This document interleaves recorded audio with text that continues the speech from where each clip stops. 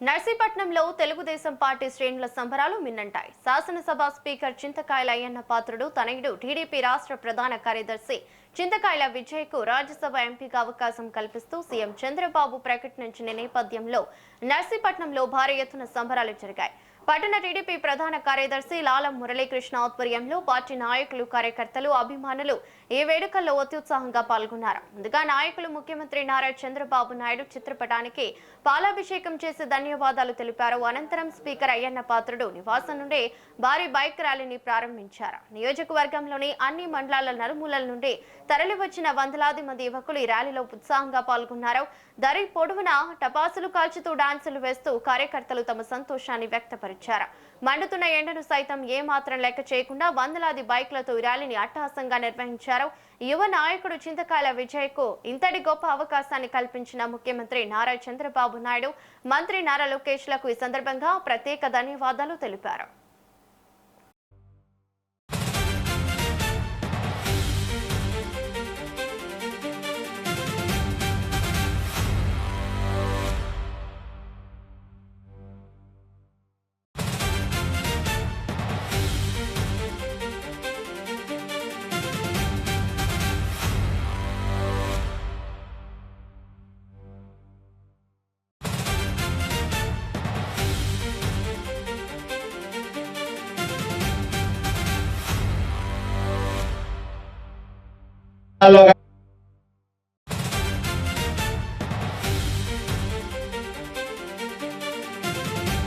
చాలా హ్యాపీ.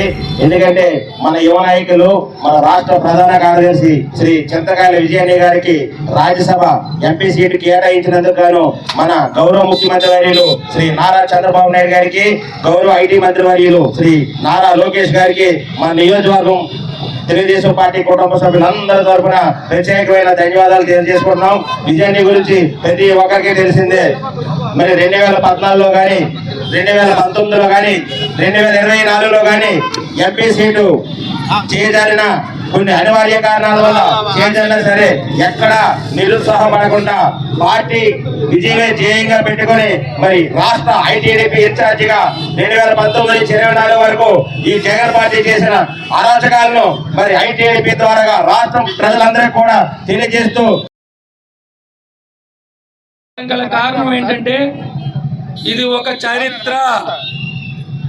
నర్సీపట్నం ప్రాంతంలోనే రాజ్యసభ సీటు ఇవ్వడం అంటే ఆసామాసి కాదు. అది ఒక అయ్యన్న పాత్రుడు గారి కుటుంబానికి చెందిందని చెప్పేసి అయింది.